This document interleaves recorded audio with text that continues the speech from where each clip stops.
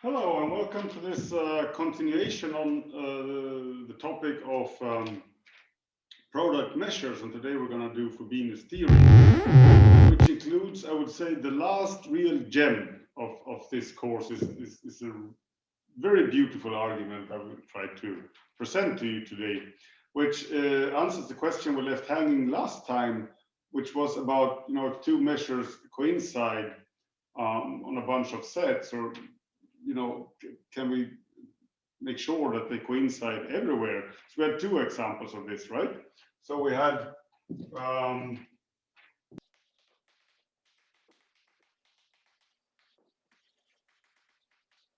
we can ask, so lambda 1 times lambda 1 equals lambda 2. That happens at least for product sets, but in a more general setting. So we know that the Borel sigma algebra in R2 is the product of the Borel sigma algebra here in one dimension with itself, right? So that's not a problem. And then we can produce a lot of sets, for example, product sets where these two are the same. But does it mean that they are actually the same for all possible sets in the Borel sigma algebra? Well, hard question, because we don't really know how to construct all sets in the Borel sigma algebra, right? So just the fact that we can construct a lot of sets where they seem to give the same doesn't mean that they are the same everywhere, because in the end it's two completely different definitions of this guy and that guy. Would be very unsatisfactory if they were different in some way, right? Because intuitively it should be the same thing, but mathematically it's a different issue. The other question we had was, I had constructed the product measure, so in a more abstract setting, we had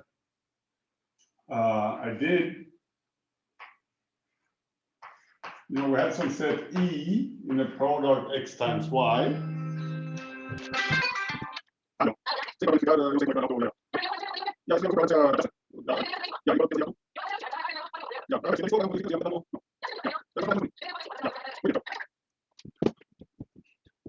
Okay, so E was some sort of set in two variables. EX was the section, so the vertical thing. Then I can take a measure mu on that, and I can integrate this against the mu. And the question was, is this the same as if I reverse the procedure?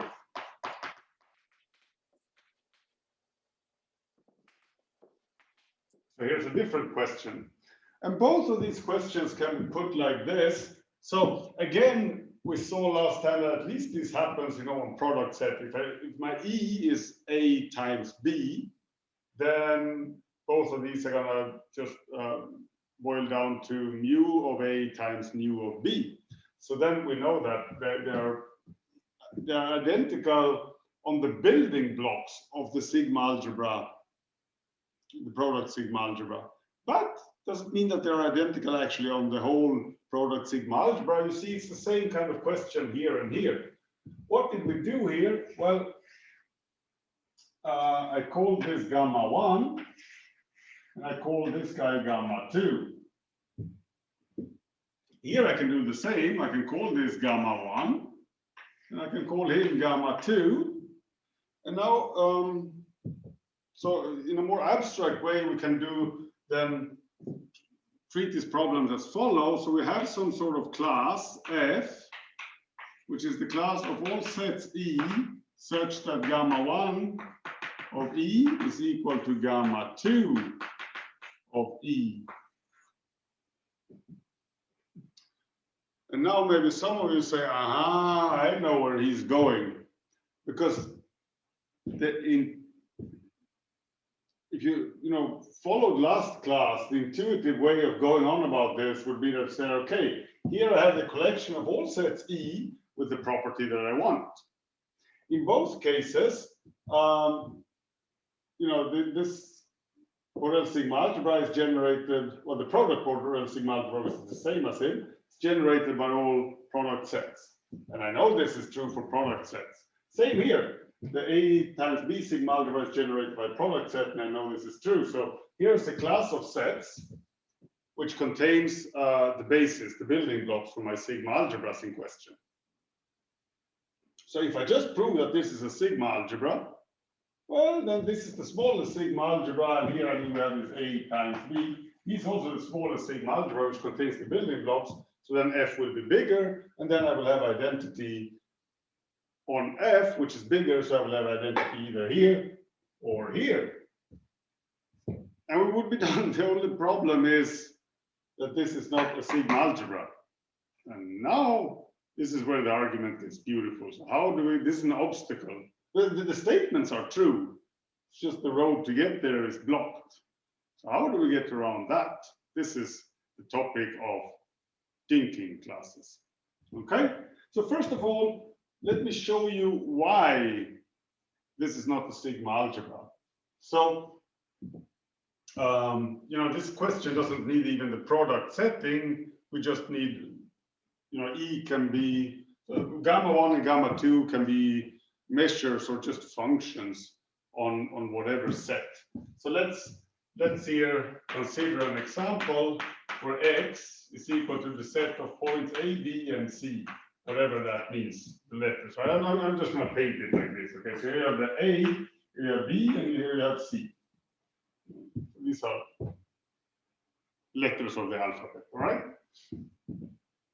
And now let's take the set which contains A and B, and the set which contains B and C. I will just denote them like that.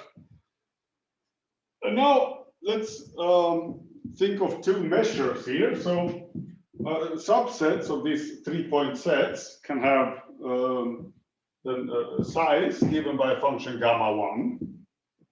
So the gamma 1 be a function that works on all subsets.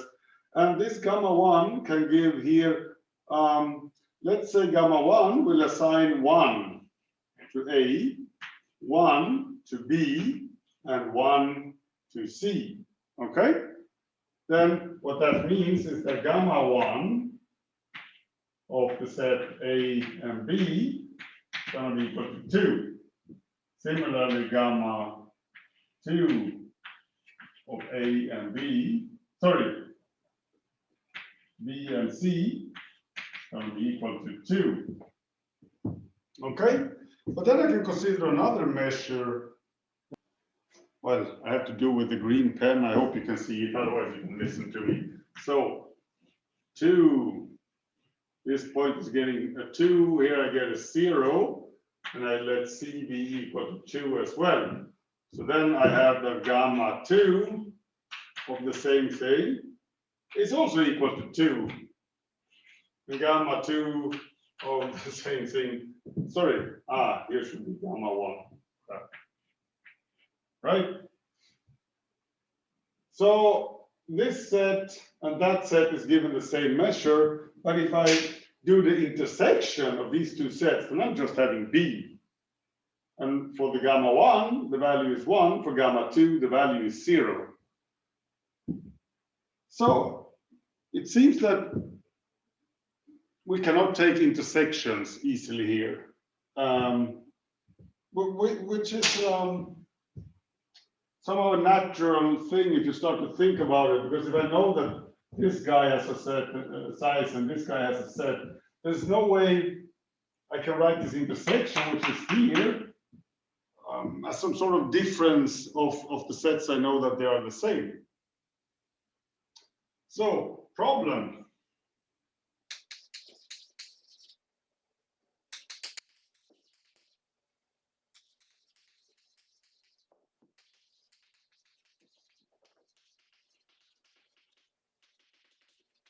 Okay, so I say it's not a sigma algebra. Well, I mean, we cannot prove that it's a sigma algebra just based on this property here. We need something else. So in general, it's not closed on the intersections. That's what I just showed. It's also not closed on the unions, right? Because if I do the union of these two sets, I get 3 for the gamma 1, and I get 4 for gamma 2. So intersections and unions are kind of mirror images of each other. So we don't have that either. So for algebra, you need to be able to do this even countably many times, right? So you cannot even do it one time. What can we do? Okay, so how do we get around this obstacle? So we're gonna first then think, okay, what sort of object is this? What am I allowed to do here? let me paint that here. So if I have a set and then a subset, so B and A is inside, and then I would, now, the interesting set would be like, okay, the complement here of A in B. So if I'm interested now in, let's say, gamma 1 of B set minus A, as long as B is a subset of A, I'm having gamma 1 of B minus gamma 1 of A, right? And if I know that this is the same as gamma 2 of B, and this is the same as gamma 2 of A, then I can go back here and I get gamma 2 of B set minus A. So what am I allowed to do here?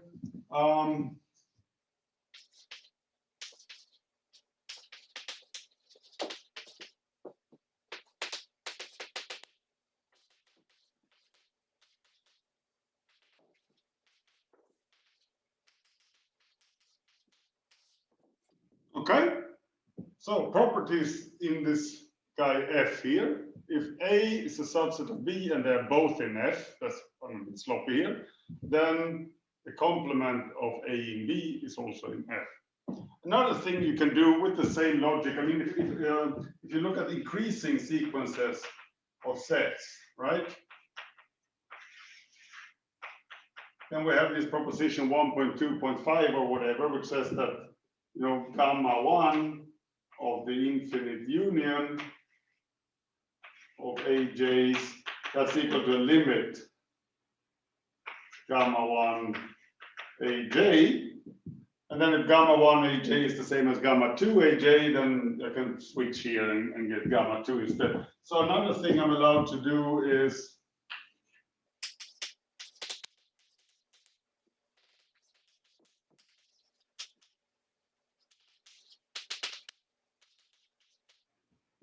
okay, so that's the second property. And here we stop. Maybe we could figure out some more properties, but we don't need that because somebody thought a lot about this. His name was Dynkin, and they named the objects that behave like this after him. So collections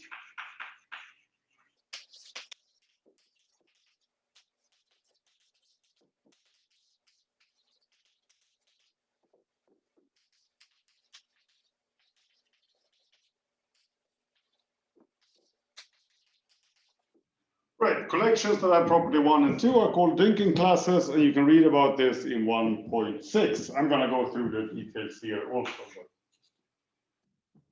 Okay, so basically, I'll give you the key ideas already. So F, now it's a Dynkin class, it's not a sigma algebra. If it was a sigma algebra, it would have been done, right? Then you say that this, yeah, I already outlined how that argument would go. So it's not a sigma algebra, we can't prove it, we can just prove that it's a Dynkin class. Well, what have we gained with that?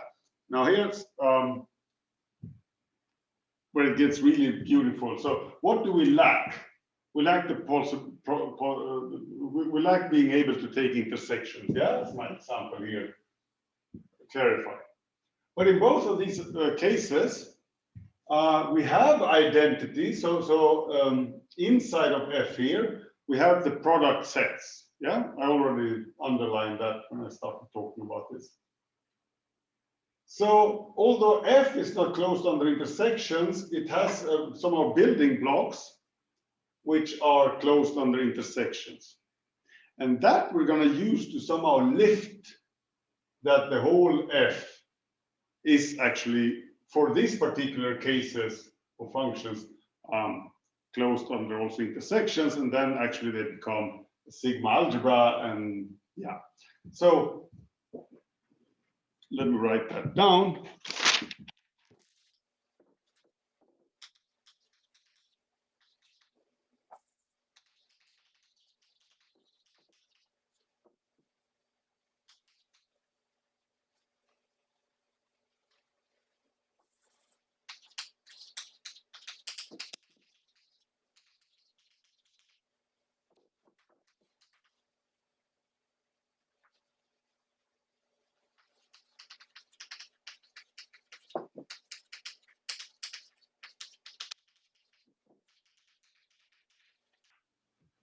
Okay, so in both of my initial examples up here, gamma 1 and gamma 2 coincide on product sets, and product sets are closed under intersections. It's also called a pi system in the book, and I don't like that. I mean, why would you invent terminology for something? You can just say it's closed under intersections, confusing the students and myself.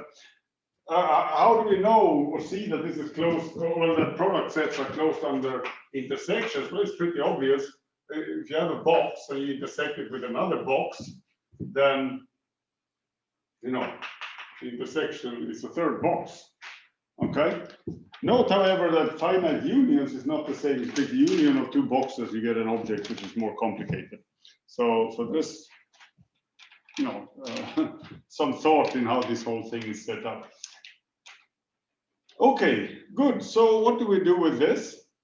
So I'm going to write up now the key theorem.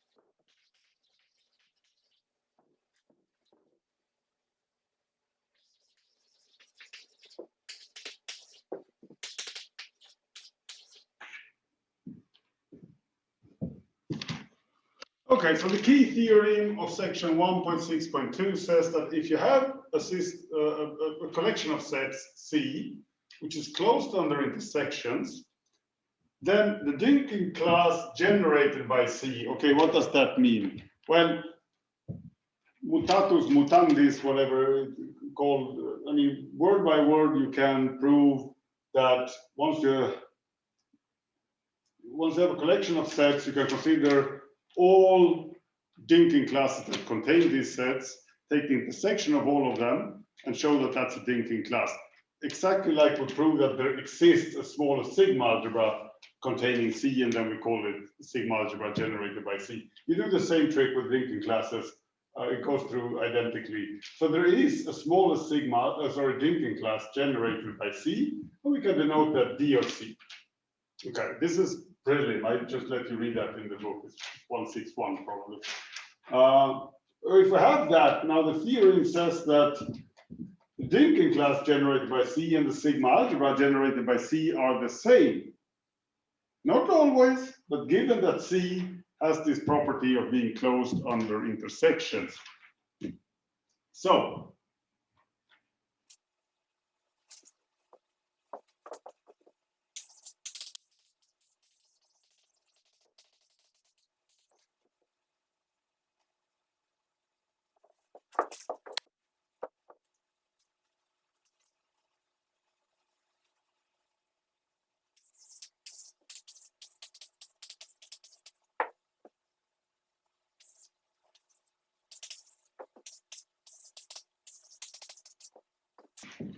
all right, so to finish off the proof that lambda 1 times lambda 1 is equal to lambda 2, well, let's see, we choose it to be all just product of open intervals.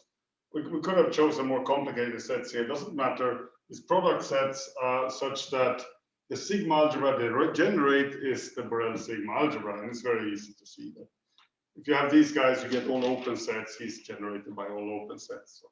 So this is not something. Okay, and now we go back to our F up here. Okay, so F is the set of all sets where gamma 1 and gamma 2 coincide, gamma 1 being this guy, gamma 2 being that.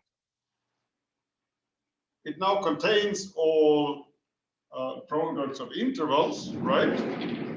So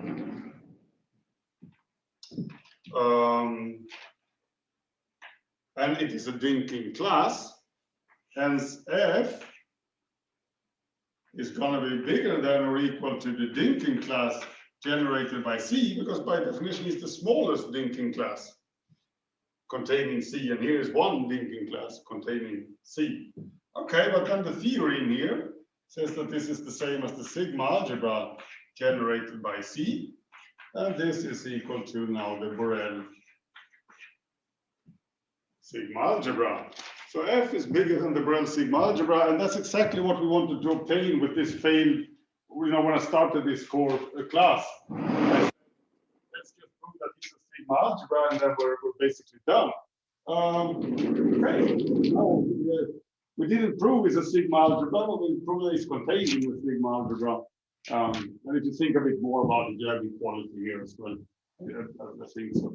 So no, you for sure have it, because this is actually the set where gamma 1 and gamma 2 are defined, so you can't have something bigger. So you have identity all along.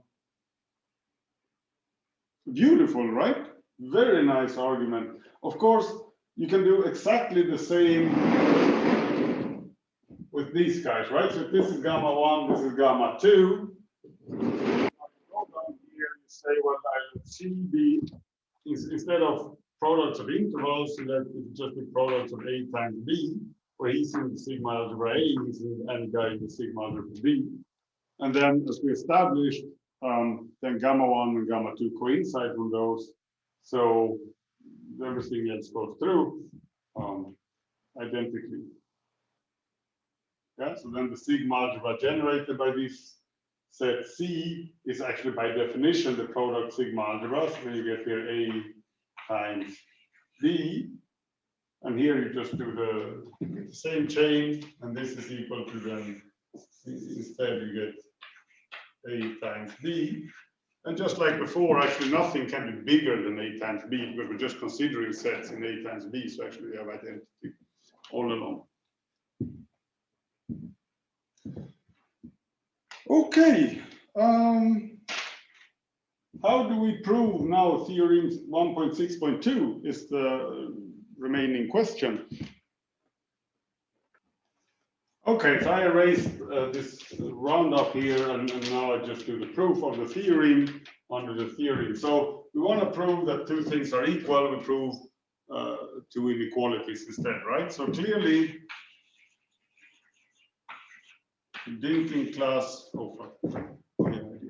the Dynkin class generated by C is a subset of the sigma algebra generated by C. This is obvious because everything that defines a Dynkin class, you're allowed to do it in the sigma algebra. So the smallest Dynkin class is smaller than or equal to the smallest sigma algebra, because that's a bigger object. So Dynkin classes are sigma algebras, but not vice versa. No.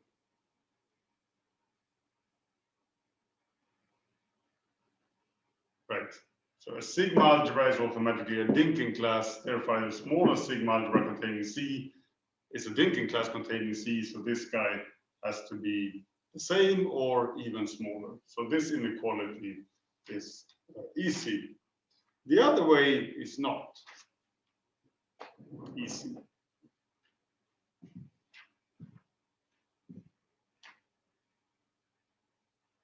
And it's a sort of like, you know, when they shoot these rockets to the moon, they have several rockets on top of each other, and then it drops one, and then it drops the second one, and finally just a capsule arrives.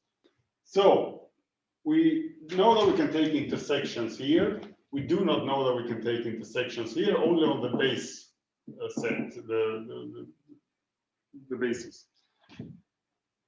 We want to lift that. I mean, intersections is not everything, but actually, just take my word for it. Like if you add to the defining properties of a Dynkin class that you're also allowed to take intersections, then it's easy to see that it's you can do all the things you want in a sigma algebra, right?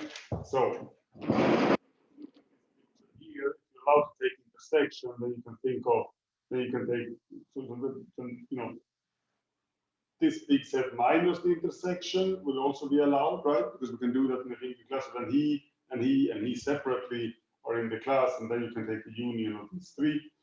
And now you're allowed to take finite unions also. And by induction, you can once you can take two intersections, you can take three also and four, and then some limit process.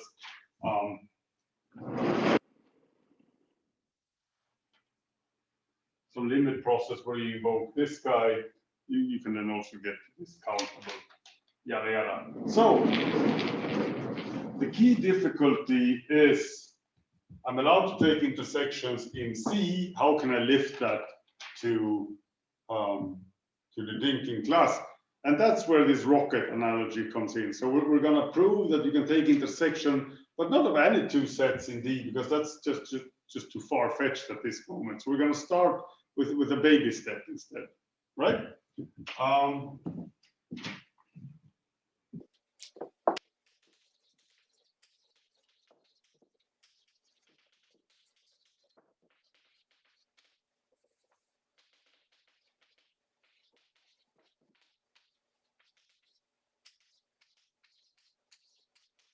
Okay, so I just wrote down what I just said. This is what we want to establish.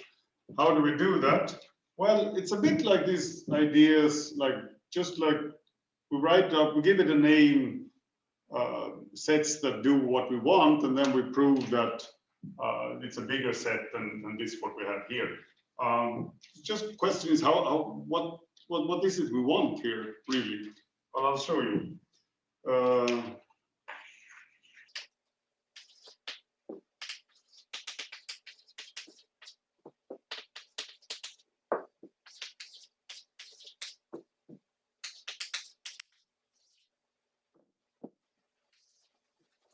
All right, so D1 is going to be all sets A in the Dynkin class, which has the property I want. You can take intersection without leaving the Dynkin class, but not for any other guy B in the Dynkin class, only for B's which are in C. So this is a simple thing to check. So the reason why I don't have D of C here is simply that I cannot prove it then. But in this situation, it's a simple thing to check, and I can prove it. So A is in the Dynkin class, B is in the basis. Okay, what do we know then? Well, then we just have to go through the details and check that, well, this D1 that I've defined like this is actually a Dynkin class.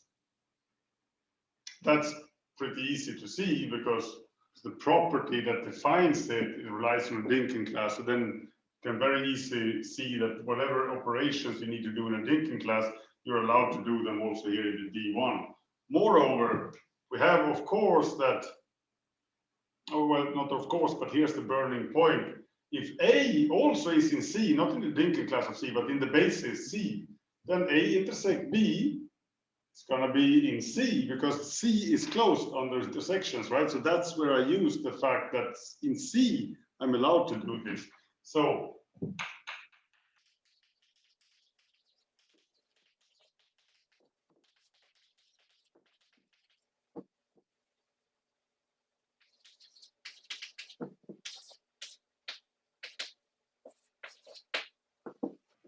right, so writing down what I said. And now comes the second, now comes the rockets. Now we detached one of the engines, and now we engage the second one. So we do the same trick one more time.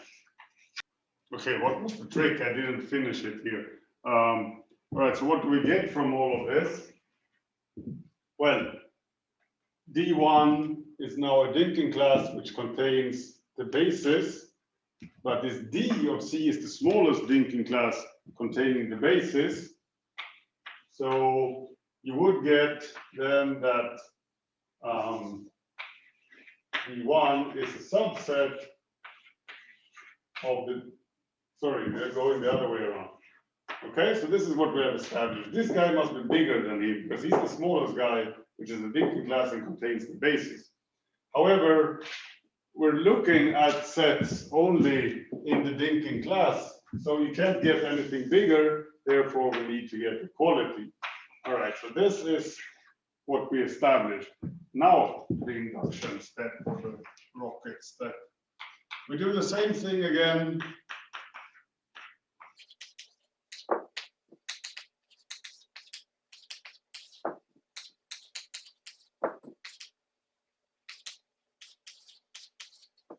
Yeah, I write up a thing, now I call it D2, which is almost the same. The only thing that has changed is that now here I do D of C, right? What do I want to check? I want to check that D2 is a Dynkin class, but that goes through just like here. And I want to check that it contains the product set of the building blocks, C. I wouldn't have known that if I didn't know D1, but now what I need to know then, okay, if A here is a building block, so if A is in C, then I have A intersect B, where B is in the Dynkin class. So one is in the basis, the other one is in the Dynkin class. Is that then still in the Dynkin class? Yes, it is, because that's what this identity here means. Yeah. If one of them is a building block and the other one is Dynkin, then you can take the intersection. So here we get that by the above.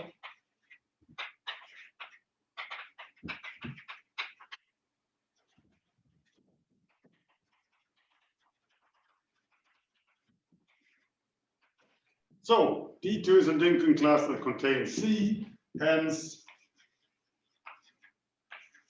D2 is equal to D of C. But that proves the theory. Well, no, so.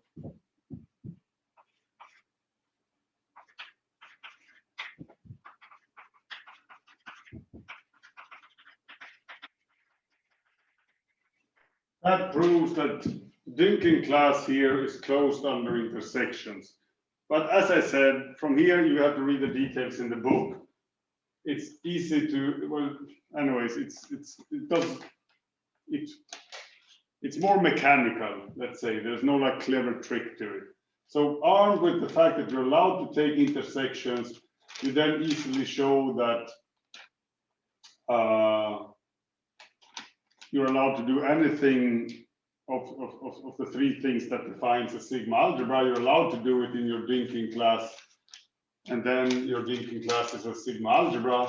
Since we know it's smaller than the sigma algebra generated by C, we established that in the first part, and it's a sigma algebra that contains C, we must have identity here.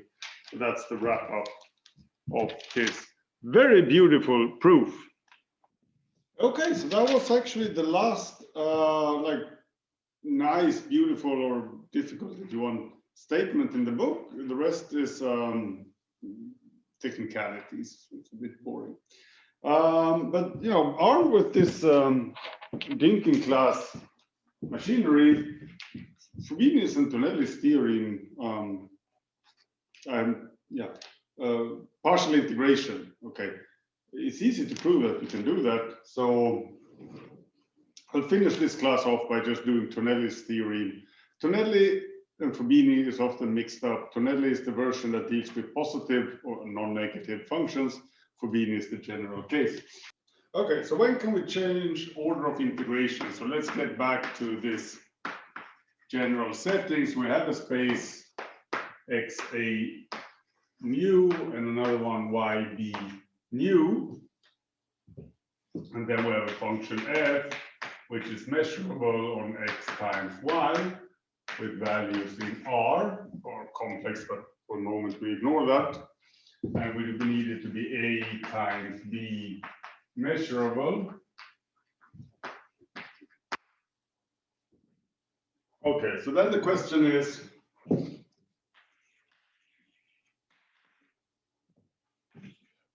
so if we integrate f against the product measure,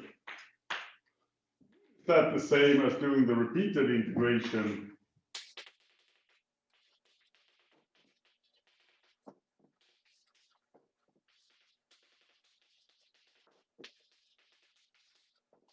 So when is this true? And the answer is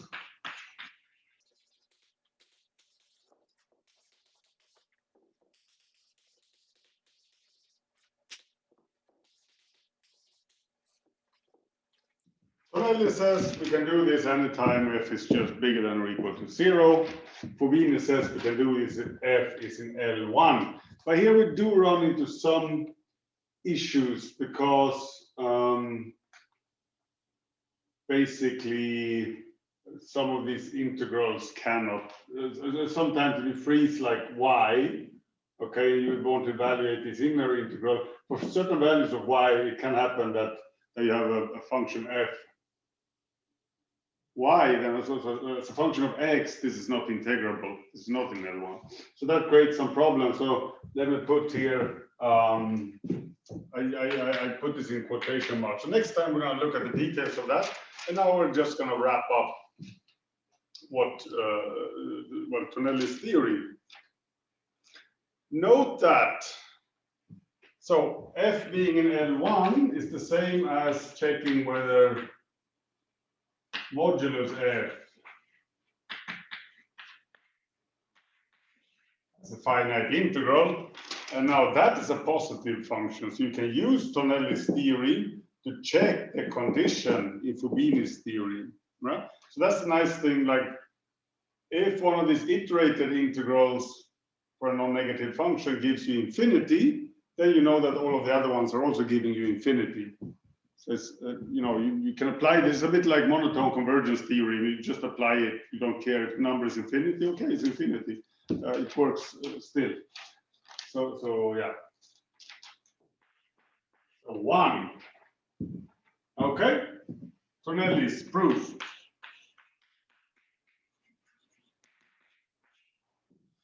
So if f is equal to the characteristic function of some set E, then one holds by theorem 514. 514 is the one that we started yesterday and finished today with the Dynkin classes, right?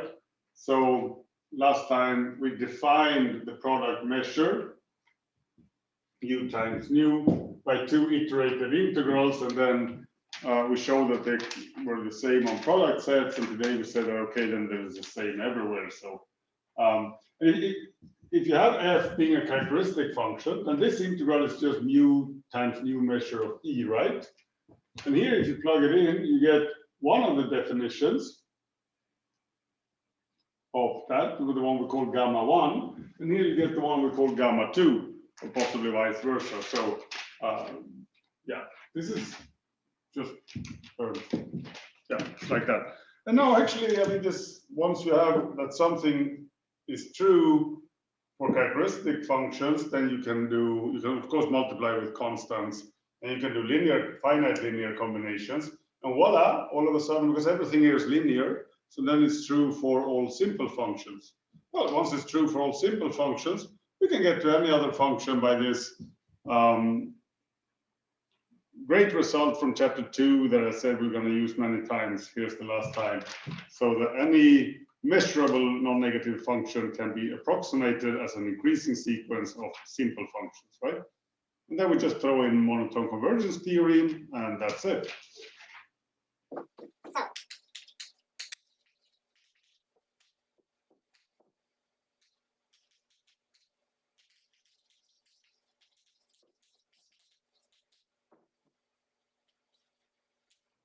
So by linearity, one is true for simple functions.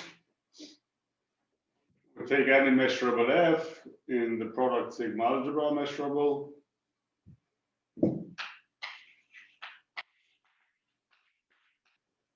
Now I don't have the book here, but you know, 2110 maybe it is, the one that says that if you have a measurable function, you can approximate it by an increasing sequence of simple functions.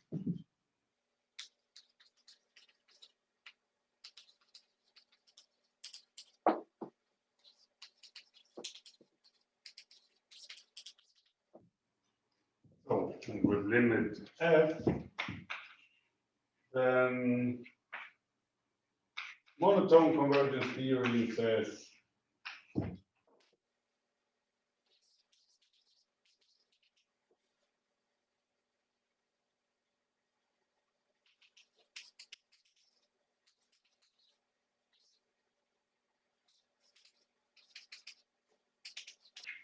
right, monotone convergence theorem says that the integral here of product measure is equal to the limit of the corresponding integrals of the fn's. Now for fn, you then go in here, okay, this is my fn, it's simple, so it's equal, for example, to this. Now I'm having a limit outside, and then I can move it in here, again, by monotone convergence theory, for every fixed, once you integrate this inner integral, you have an increasing sequence of functions on y. Monotone convergence theorem of like that says the limit can go here. Now, for each fixed y, this is an increasing function, sequence of functions again with an n here, and the limit can go in one side once more, and yeah, and then you're done. So that's Tonelli's theorem for you, and thank you for today's class.